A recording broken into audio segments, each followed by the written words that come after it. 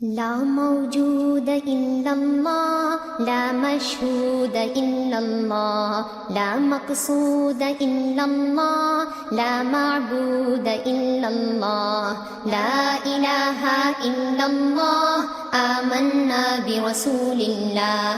السلام عليكم ورحمة الله وبركاته.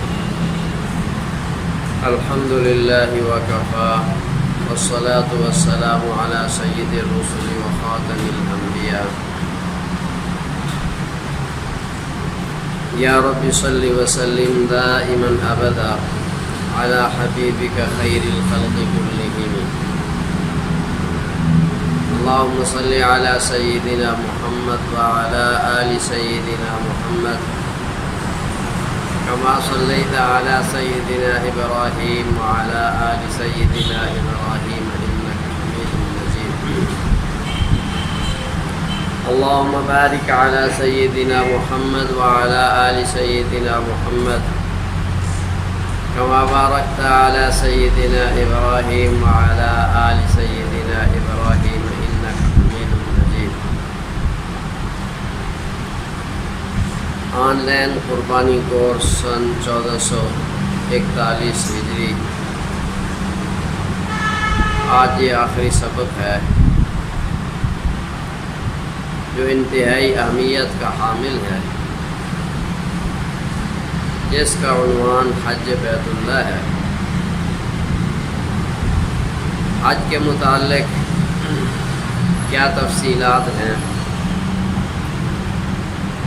حج کی اہمیت کیا ہے، ترک حج پر وعیدیں اور نصاب حج کے تفصیلی پوائنٹ کیا ہے، حج بیت اللہ کے متعلق بعض غلط تصورات کی نشاندہی، نیات کا فطور اور اموال نصاب کی تفصیل. اسی طرح نصاب میں غیر ضروری سامان وغیرہ کی تفصیل کیا ہے. توجہ سے سماعت فرمائیں. اخلاص کے ساتھ صحیح حج کرنے والا اللہ کے ہاں اتنا پسندیدہ ہے کہ اس کے تمام گناہ معاف ہو جاتے ہیں، اور حج سے واپسی پر اس طرح گناہوں سے پاک صاف ہو کر آتا ہے جیسا کہ آج ماں کے پیٹ سے پیدا ہوا ہو، اس وقت بچے کے کوئی گناہ نہیں ہوتے، اس طرح وہ پاک صاف ہو کے آتا ہے. اور حدیث پاک میں آتا ہے کہ جس شخص پر حج فرض ہے وہ حج نہیں کرتا، اللہ تعالیٰ کو اس کی کوئی پرواہ نہیں ہے کہ وہ یہودی ہو کر مرے یا نصرانی ہو کر مرے. اندازہ لگائیے کہ حج نہ کرنے والا اللہ کی نظر میں کتنا وہ باعث نفرت ہے. یاد رکھیں، حج زندگی میں ایک مرتبہ فرض ہے. بالغ ہونے کے بعد جب بھی بندہ نصاب کا مالک ہو جائے حج فرض ہو جاتا ہے، اور جب ایک بار فرض ہو جائے اس کے بعد اگر نصاب ختم ہو جائے تو حج ساقط نہیں ہوتا.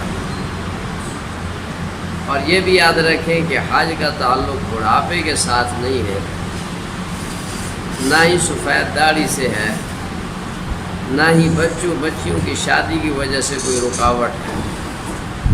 یہ تینوں باتیں ہمارے معاشرے کا حصہ ہیں کہ جب بوڑھا ہو تو پھر حج پہ جاتے ہیں، اسی طرح داڑھی سفید ہو جائے پھر حج کا ارادہ بناتے ہیں، جوانی میں حج نہیں کرتے. اور بہت سے لوگ بہانہ بناتے ہیں جی بچیوں کی شادیاں کرنی ہیں، اس لیے میں حج پہ نہیں جا سکتا، بچیوں کو چھوڑ کر کہاں جاؤں. یہ بھی حضور شریعت میں معتبر نہیں ہے. اور اسی طرح تعمیر مکان، جی میں نے مکان بنوانا ہے، پنشن آیا ہوں پہلے مکان بنواؤں گا، یہ بھی کوئی حضور نہیں ہے. جب حج فرض ہو گیا اب ہر حال میں کرنا ہی کرنا ہے. حج کا نصاب کیا ہے، اس کے تفصیل سمجھیے کہ بلوغ کے بعد جب بھی کسی مرد عورت لڑکے یا لڑکی کی ملک میں ضرورت اصلیہ سے زائد مال آ جائے اور موسم حج میں آ جائے، اس زمانے میں حج ادا کر سکتا ہو تو اس پر حج فرض ہو جاتا ہے۔ لڑکا لڑکی کی بات کی ہے کہ بالغ ہونے کے بعد عرف میں تو اس کو لڑکا یا لڑکی سمجھا جاتا ہے جب تک شادی نہ ہو جائے۔ شریعت کی نظر میں وہ مرد اور عورت ہیں، بالغ ہوتے ہی وہ مرد اور عورت ہیں، ان پر وہ سارے احکام لاگو ہو جاتے ہیں جو کسی مرد اور عورت پہ لاگو ہوتے ہیں۔ اور موسم حج میں مال آ جائے کہ اس زمانے میں حج ادا ہو سکتا ہو تو اس پر حج فرض ہو جاتا ہے۔ اور موسم حج سے کیا مراد ہے؟ فرمایا جب حج کی درخواستیں وصول ہونا شروع ہوتی ہیں اس وقت سے لے کے حج پر جانے والی آخری فلائٹ تک یہ موسم حج کہلاتا ہے۔ اس عرصے میں کسی کے پاس مال آ گیا، نصاب کا مالک بن گیا، اس پر حج فرض ہو گیا۔ اب نصاب کیا ہے؟ اس کے بارے میں سمجھیں کہ نصاب حج میں 5 قسم کے اموال شامل ہوتے ہیں۔ 5 قسم کے اموال میں پہلے نمبر پہ سونا ہے، دوسرے نمبر پہ چاندی ہے، کسی بھی شکل میں ہو، استعمال میں ہو یا استعمال میں نہ ہو، کسی بھی شکل میں ہو وہ نصاب کا حصہ بنتے ہیں اور اس کو شمار کیا جائے گا۔ نمبر 3 نقدی رقم،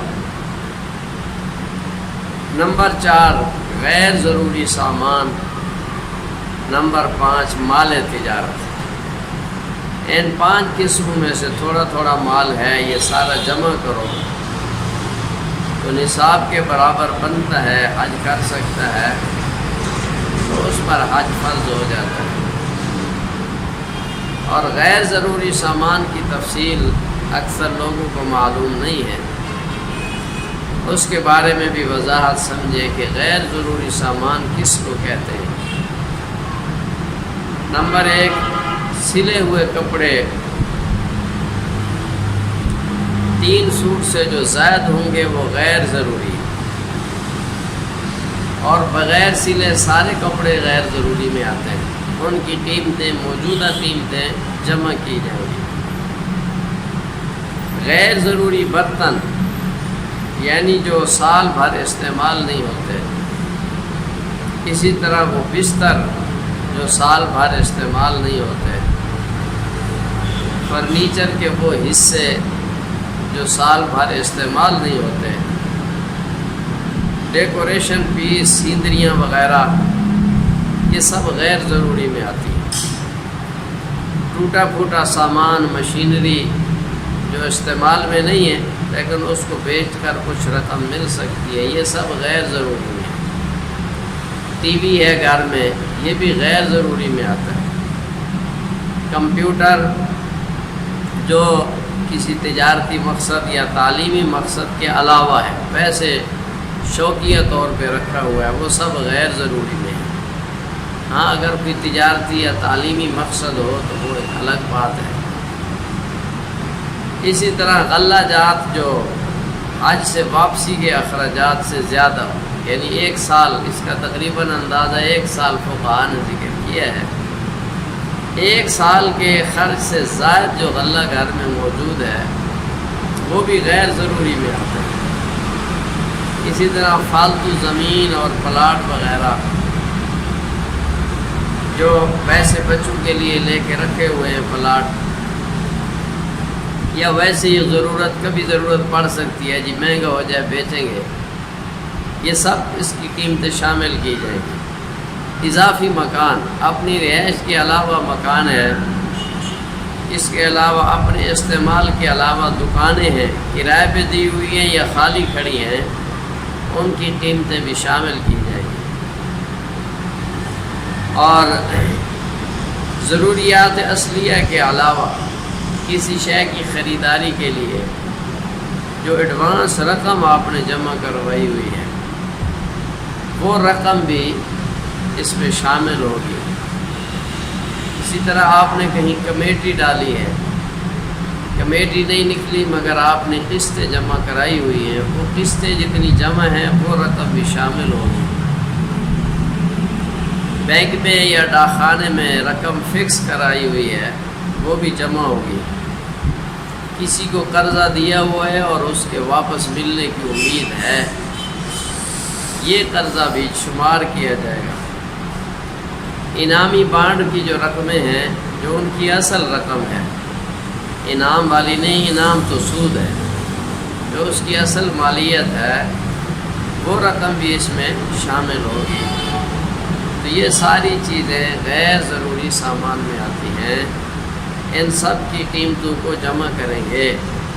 مال تجارت ہے اس کو ساتھ شامل کریں گے، اور نقدی رقم اور سونا چاندی کسی بھی شکل میں کچھ بھی مقدار میں ان سب کو جمع کریں گے۔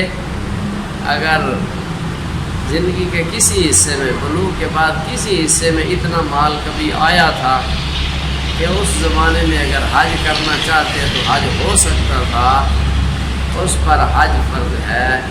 اگر حج ادا نہیں کیا تو اللہ تعالیٰ کیا فرماتے ہیں؟ اللہ کو حدیث پاک میں کیا آیا کہ اللہ تعالیٰ کو اس کی کوئی پرواہ نہیں، وہ یہودی ہو کر مرے یا نصرانی ہو کر مرے۔ اب جو تفصیل ہے نصاب کی وہ تو اتنی ہے، لیکن اس نصاب کے تحت کون کون سے لوگ اس کے ضمن میں آتے ہیں ان کی نشاندہی بھی آسانی کے لیے کی جاتی ہے، کیونکہ بہت سے لوگ ہیں جن کے پاس غیر ضروری چیزیں موجود ہوتی ہیں، انہیں اس کا احساس ہی نہیں ہوتا، ساری زندگی یہ سمجھتے رہتے ہیں کہ جی ہم پر تو حج فرض ہوا ہی نہیں، ہمارے پاس تو پیسے ہی نہیں ہیں۔ اس لیے چند پوائنٹ جو تفصیلی پوائنٹ ہیں وہ ذکر کیے جاتے ہیں، ان پوائنٹس کے تحت اپنے آپ کو، اپنے والدین، گھر والوں کو چیک کریں کہ کس پر حج فرض ہے، آپ آسانی سے چیک کر سکیں گے۔ نمبر 1، جو حضرات پنشن پاتے ہیں، کسی ملازمت سے فراغت کے بعد ان کو لاکھوں روپے ملتے ہیں، پنشن کی رقم عام طور پہ اتنی ہوتی ہے کہ اس سے حج ادا ہو سکتا ہے، تو پنشن پانے والے افراد ان پر حج فرض ہوتا ہے اکثر۔ لیکن ہوتا کیا ہے، پنشن آنے کے بعد وہ رقم بچوں کی شادیوں پہ، مکان کی تعمیر پہ اور کاروبار کی مضبوط کرنے پہ لگا کر فارغ ہو جاتے ہیں، پھر کہتے ہیں جی ہمارے پاس تو پیسے نہیں ہیں، پیسہ تو ختم ہو گیا، اب حج کیسے کریں؟ اللہ کے ہاں یہ عذر نہیں چلے گا۔ نمبر 2، ضروریات اصلیہ سے زائد مکان اور زمین، پلاٹ وغیرہ۔ ضروریات اصلیہ سے زائد زمین کا مطلب یہ ہے کہ کوئی بندہ جس کا گزر اوقات صرف زمین پر ہے، اس کا اور کوئی ذریعہ معاش نہیں ہے، لیکن زمین اتنی ہے کہ اگر اس کا کچھ حصہ، اتنا حصہ بیچ دیا جائے جس سے حج ادا ہو سکے، اتنا حصہ اس بیچ دینے کے باوجود بھی اس کی زمین سے اسی طرح گزارا چل سکتا ہے، تو اتنی زمین زائد از ضرورت ہے۔ اسی طرح بہت سی زمینیں غیر آباد پڑی ہوتی ہیں، مالک یہ ہوتا ہے، آباد کو نہیں ہوتی، وہ ایسی بنجر پڑی ہوئی ہیں، خصوصاً یہ پہاڑی علاقوں میں تو تقریباً کثرت سے یہ صورتحال ہے۔ تو یہ جو غیر آباد زمینیں پڑی ہیں جس کی ملک میں ہیں، یہ سب غیر ضروری ہیں، ان کی قیمت کی وجہ سے بھی حج فرض ہو جاتا ہے۔ غیر ضروری پلاٹ ہے، مکان ہے کہ آپ کا اپنا مکان موجود ہے، پلاٹ بچوں کے لیے رکھا ہوا ہے بیچنے کے لیے یا ویسے ہی فالتو ہے، تو اس کی وجہ سے بھی حج فرض ہو جاتا ہے۔ حتیٰ کہ ورثے میں اگر پلاٹ مل گیا، اس کی مالیت حج کے برابر ہے، تب بھی حج فرض ہو جاتا ہے۔ مکان، ایک مکان میں آپ رہ رہے ہیں یا دکان ہے، آپ خود کاروبار کر رہے ہیں، اس کی قیمتیں شامل نہیں ہیں، چاہے مکان دکان بڑے ہوں یا چھوٹے، اس کے علاوہ کوئی مکان دکان ہے کرائے پہ دی ہوئے ہیں یا فارغ کھڑے ہیں، ان کی قیمتوں کی وجہ سے حج فرض ہو جاتا ہے۔ اسی طرح یاد رکھیں جو تاجر تجارت کر رہے ہیں، تجارت کے مال میں بھی غیر ضروری مال ہوتا ہے۔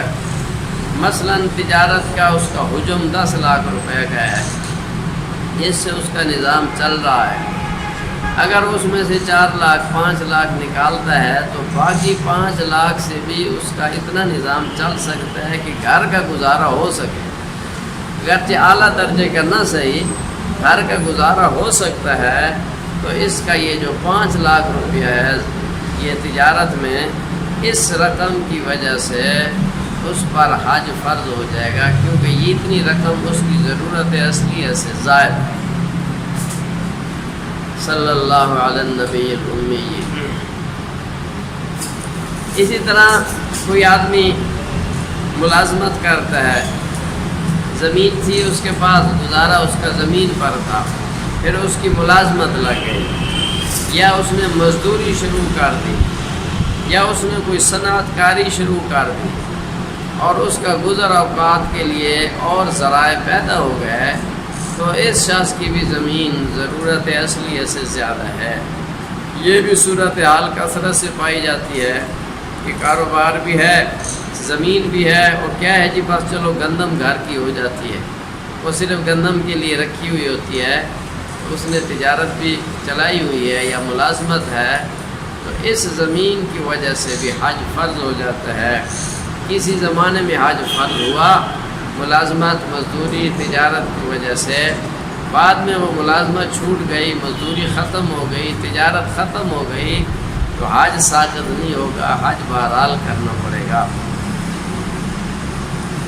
اسی طرح کسی کا اپنا ذاتی مکان ہے لیکن رہائش کے لیے اس کو سرکاری کوارٹر ملا ہوا ہے، یا کسی ادارے کی وجہ سے اس کو رہائش ملی ہوئی ہے، تو اس وجہ سے بھی اپنا مکان اس زمانے میں زائد از ضرورت میں شمار ہوگا، اور اس مکان کی وجہ سے حج فرض ہو جائے گا۔ اور مسئلہ بیٹو والدین مثلا زمین پہ ان کا گزارا ہے، بیٹے جوان ہو گئے، پڑھ لکھ گئے، اور انہوں نے والدین کا خرچ اٹھا لیا، تو جب والدین کا خرچ بیٹوں نے اٹھا لیا تو والدین کی وہ زمین زائد ضرورت بن گئی، اس وجہ سے بھی حج فرض ہو جائے گا۔ اور ایک بڑا اہم مسئلہ، شادی کے بعد عورت کو زیورات ملتے ہیں میکے کی طرف سے، سسرال کی طرف سے، اور جہیز کا سامان بھی لاکھوں روپے کا ہوتا ہے، اور اس میں زیادہ تر ضرورت سے زائد ہوتا ہے۔ تو وہ سامان اور زیورات اور بہت سارے کپڑوں کے انبار، یہ ساری قیمتیں ملا کر اگر حج کی مالیت کے بقدر بنتے ہیں تو اس عورت پر، اس بچی پر بھی حج فرض ہو جائے گا۔ اس لیے شادی شدہ خواتین میں کثیر تعداد وہ ہے جن میں حج فرض ہوتا ہے، پر اس کا احساس نہیں کرتی، بڑھاپے کا انتظار کرتی ہے۔ اور ایک بڑا عام مسئلہ کہ شادی سے پہلے بھی حج فرض ہو سکتا ہے۔ شادی سے پہلے بسا اوقات والدین زیور اس لڑکی کے مل کر دیتے ہیں، سامان و جہیز کا اس کے لیے جمع کر کے اس کی مل کر دیتے ہیں، تو وہ شادی سے پہلے بھی اگر اتنی مالیت کی مالک بن گئی جس سے حج فرض ہو جاتا ہے تو اس پر حج فرض ہوگا۔ جب اس کو محرم ملے گا تو ادائیگی لازم ہو جائے گی۔ اور جن خواتین پر شادی سے پہلے یا بعد میں حج فرض ہے ان کو چاہیے کہ فوراً اپنا وصیت نامہ لکھیں کہ میرے اوپر حج فرض ہے، مجھے جب محرم میسر آیا حج پہ جاؤں گی، اگر میری زندگی میں محرم نہ مل سکا تو میرے ترکے سے حج بدل کرایا جائے۔ وصیت کر دو گی تو پسماندگان پر حج کروانا لازم ہو جائے گا۔ وصیت نہیں کریں گی تو مال متاع ورثہ لے جائیں گے اور جوتے اکیلے کھانے پڑیں گے۔ اللہ پاک رحم فرمائے۔ اور اسی طرح ایک اہم مسئلہ کہ والد فوت ہوا اور وراثت کا حصہ تقسیم ہوا، بچوں اور بچیوں کو ملا، تو جو بچے اور بچیاں بالغ ہیں وراثت کا حصہ اتنا ہر ایک کو آتا ہے کہ اس پر کے ذریعے حج کیا جا سکتا ہے۔ تو اس مال وراثت کی وجہ سے ان سب بالغ بچوں بچیوں پر حج فرض ہے، اور جو نابالغ ہیں وہ جب بالغ ہوں گے ان پر بھی فرض ہو جائے گا، الا یہ کہ بلوغ سے پہلے ہی ان کا مال ختم ہو جائے تو پھر فرضیت عائد نہ ہوگی۔ اور اس کے ضمن میں یہ بھی سمجھیں کہ بیوی کو خاوند کی طرف سے اٹھوک ملتی ہے، جس کو 8واں حصہ ورثے کا کہتے ہیں۔ بیوی کو کبھی چوتھا حصہ ملتا ہے، کبھی 8واں حصہ، اولاد ہو تو 8واں حصہ، اولاد نہ ہو تو چوتھا حصہ۔ تو خاوند کا جو ورثہ بیوی کو ملا ہے اس وجہ سے بیوہ ہونے کے باوجود بھی اس پر حج فرض ہے۔ اس کو چاہیے کہ عدت پوری کرنے کے بعد حج کی تیاری کرے۔ المیہ یہ ہے کہ آپ بیوہ بن کر خود حالانکہ نصاب کی مالک ہوتی ہیں بسا اوقات، لیکن لوگوں سے زکوٰۃیں لیتی رہتی ہیں، غریبوں کا مال اور ان کا حق برباد کرتی رہتی ہیں، اور اللہ کا کوئی خوف نہیں ہے۔ اس کا حساب قیامت کے دن دینا پڑے گا کہ تم مستحق نہیں تھے، پھر کیوں تم نے یہ مال جمع کیا۔ تو عورت کی ادائیگی، حج کی ادائیگی کے لیے اضافی شرط محرم کا ہونا ہے۔ محرم کے بغیر وہ جا نہیں سکتی، کسی کو زبردستی محرم نہیں بنایا جا سکتا۔ وہ محرم کا انتظار کریں اور وصیت لکھ لیں، زندگی کا پتہ کوئی۔ اسی طرح ملازمین کو مختلف اوقات میں ٹی اے بونس وغیرہ ملتے ہیں، تو اپنے اپنے نام ہیں ان اصطلاحوں کے ہیں، تو وہ رقوم بھی اگر اتنی ہیں کہ اس کے ساتھ باقی اموال شامل کر کے نصاب بنتا ہے، تو ان رقوم کی وجہ سے بھی حج فرض ہو جاتا ہے۔ یہ خلاصہ مختصر سا پیش کیا کہ حج کس پر فرض ہے، اس پر غور کریں، اپنے آپ کو چیک کریں، اسی طرح اپنے والدین کو چیک کریں۔ حتیٰ کہ بعض جو اسٹوڈنٹس ہیں ان کے پاس بھی اتنی رقم ہوتی ہے، کئیوں کو وظیفے ملتے ہیں بھاری بھرکم، اور گھروں سے بھی پیسہ لے کے جاتے ہیں۔ بعض اسٹوڈنٹس کے پاس پتہ چلا کہ 4-4 5-5 لاکھ ان کے اکاؤنٹ میں پڑے ہوتے ہیں، تو اسٹوڈنٹ ہونے کے باوجود ان پر حج فرض ہے۔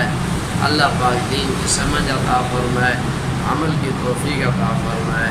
وآخر دعوانا لا موجود إلا الله، لا مشهود إلا الله، لا مقصود إلا الله، لا معبود إلا الله، لا إله إلا الله، آمنا برسول الله۔